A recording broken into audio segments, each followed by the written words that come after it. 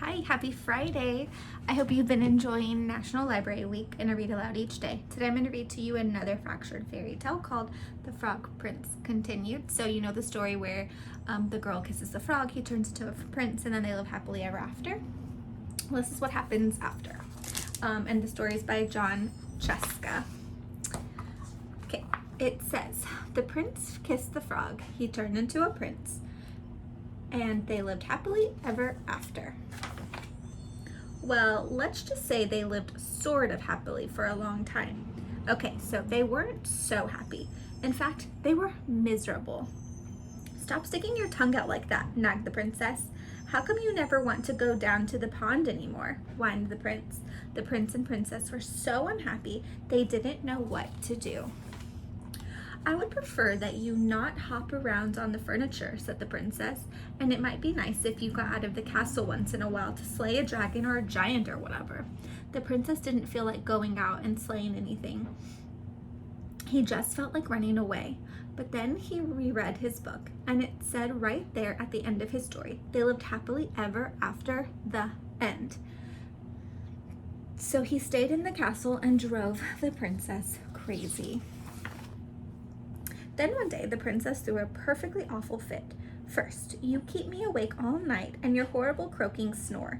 Now, I find a lily pad in your pocket. I can't believe I actually kissed your slimy frog lips. Sometimes I think we would be better off if you were still a frog. That's when the idea hit him. The prince thought, still a frog? Yes, that's it.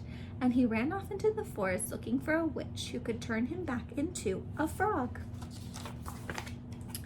The prince had gone far when he ran into the person who he was looking for. Miss Witch, Miss Witch, excuse me, Miss Witch, I wonder if you could help me.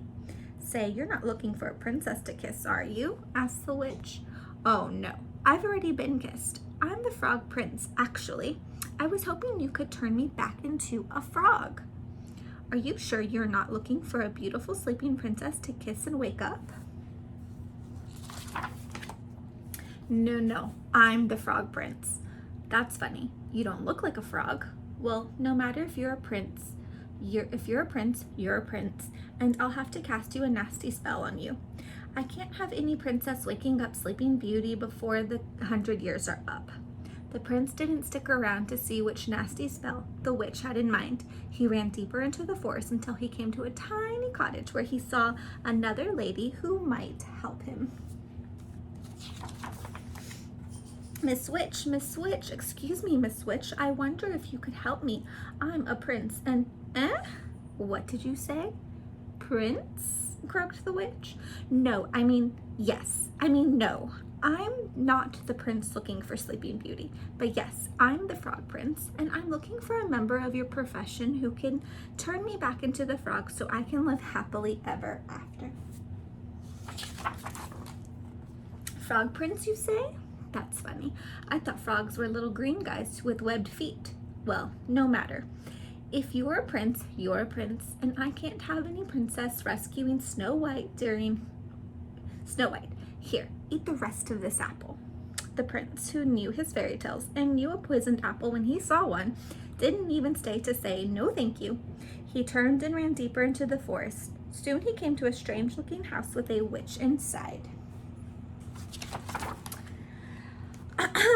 Miss Witch, excuse me, Miss Witch. I wonder if you could help me. I'm the frog.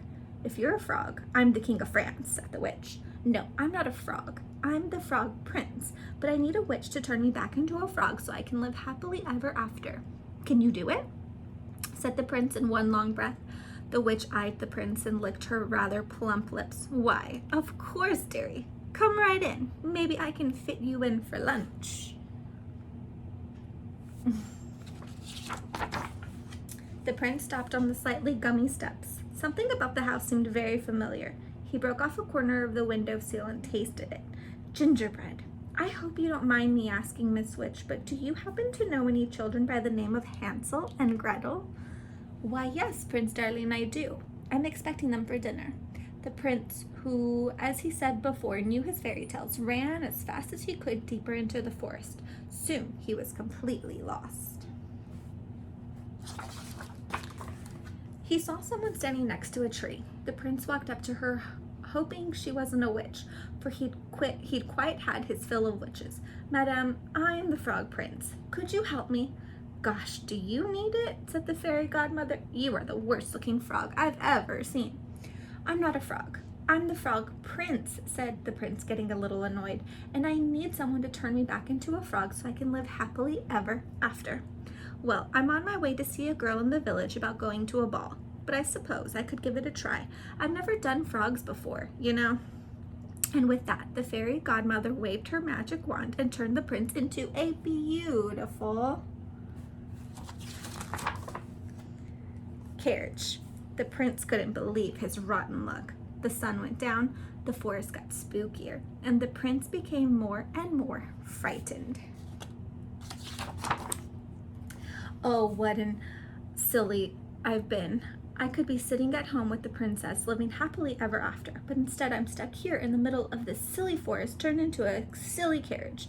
Now, I'll probably just rot and fall apart and live unhappily ever after."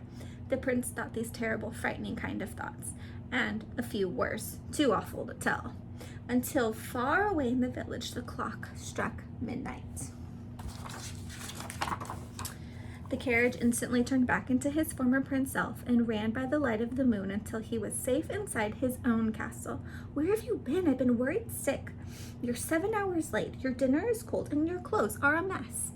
The prince looked at the princess who had believed him when no one else in the world had. The princess who had actually kissed him slimy frog lips.